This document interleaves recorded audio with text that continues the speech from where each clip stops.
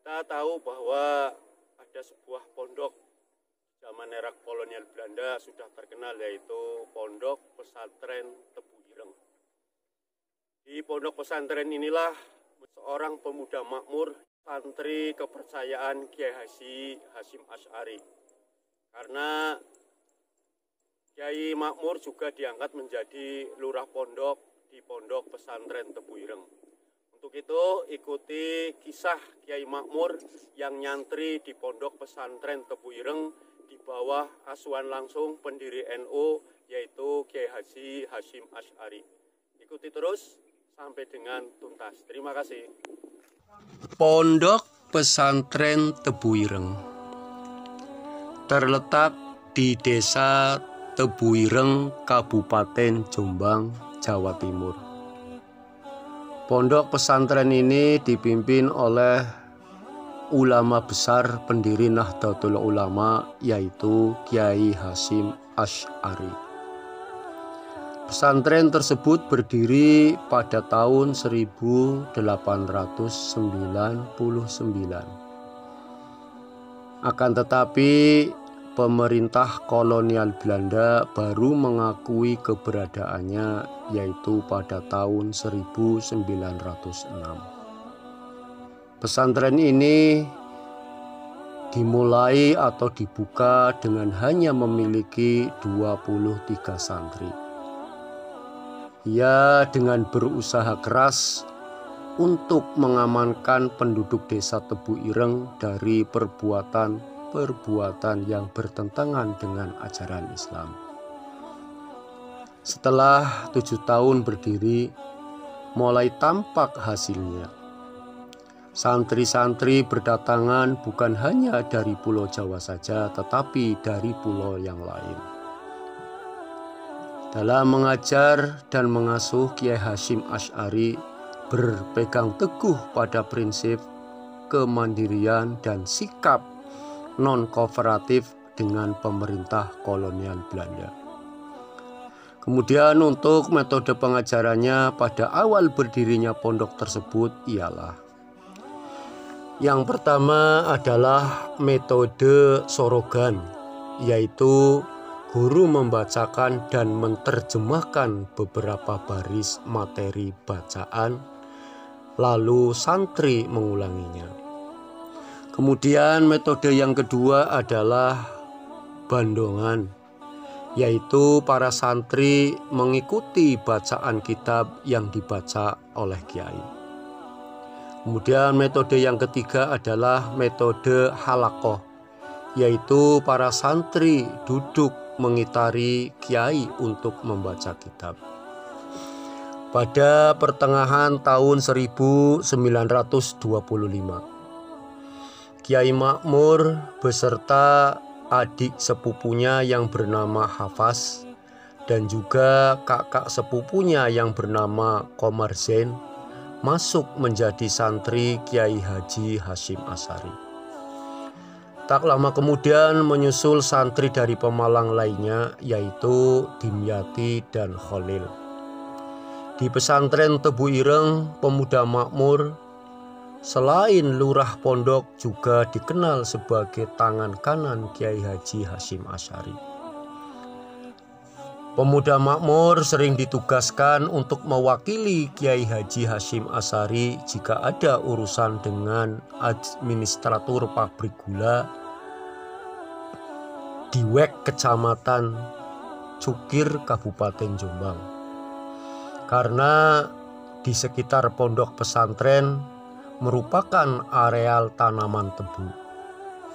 Pemuda makmur juga sering ditugaskan mewakili Kiai Haji Hasyim Asy'ari ketika ada pertemuan dengan pejabat Regensaf atau pejabat kabupaten.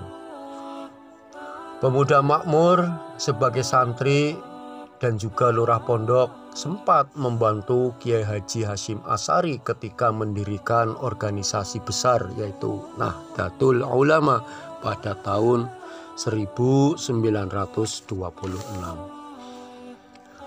Pemuda makmur di samping ngaji di pondok pesantren ini, ia juga diberi tugas mengajar pelajaran dengan materi Ibnu Aqil, Minhajul Qawim, Alfiyah, dan juga Johor Maknun.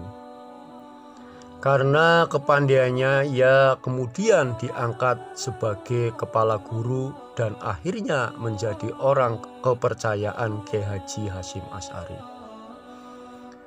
Pemuda makmur saat nyantri juga bersama satu angkatan dengan Kiai Haji Ilyas dan juga anak Kiai Haji Hasyim Asy'ari, yaitu Kiai Haji Wahid Hasyim. Di pondok pesantren, pemuda makmur dikenal dengan panggilan Gus Makmur.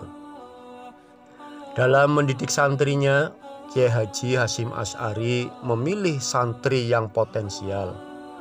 Pemuda makmur inilah diantaranya dipilih sebagai santri potensial yang dibina langsung olehnya. Pada suatu hari, pemuda makmur waktu itu berusia 26 tahun. Ia dipanggil menghadap Kiai Haji Hasyim Asy'ari. Kepadanya diberitahukan bahwa khidmah di pondok pesantrennya dianggap cukup dan pemuda makmur diharapkan kembali ke Pemalang dan mendirikan pondok pesantren di mana ia tempat tinggalnya.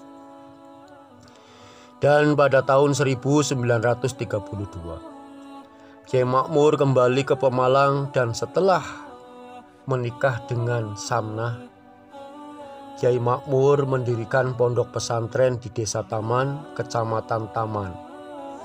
Namun seiring dengan adanya agresi Belanda masuk di Pemalang, pondok pesantren Kiai Makmur yang berdiri karena situasi dalam peperangan, Kiai Makmur sering meninggalkan pondok pesantren di samping karena sebagai bupati dan juga ulama, ia sering dicari oleh Belanda. Karena itu Kiai Makmur sering meninggalkan pondok pesantren. Perlu diketahui,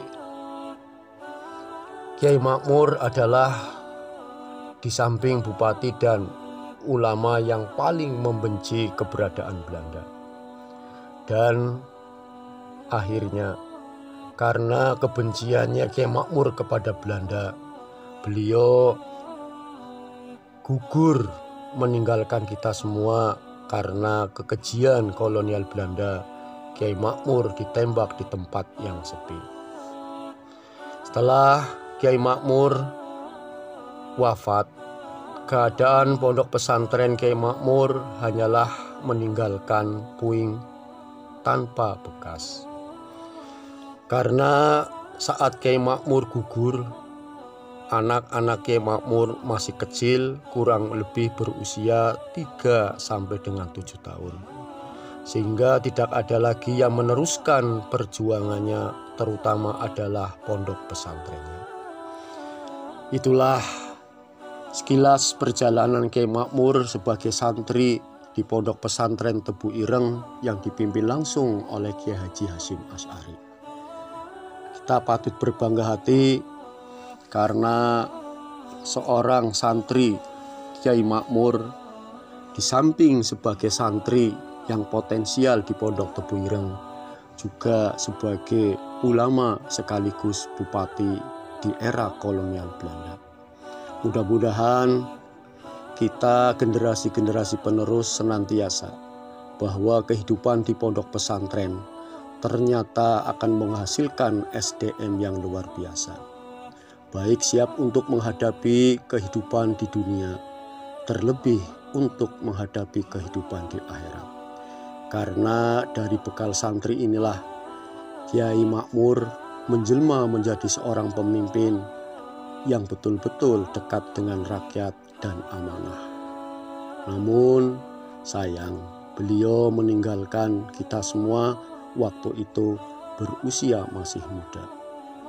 Mudah-mudahan berguna kaitannya dengan sejarah perjalanan Kiai Makmur ini untuk terus melangkah, terutama kita selalu untuk meneruskan perjuangan Kiai Makmur. Kurang lebihnya mohon maaf. Wallahu muwaffiq ila aqwamit thoriq. Wassalamualaikum warahmatullahi wabarakatuh.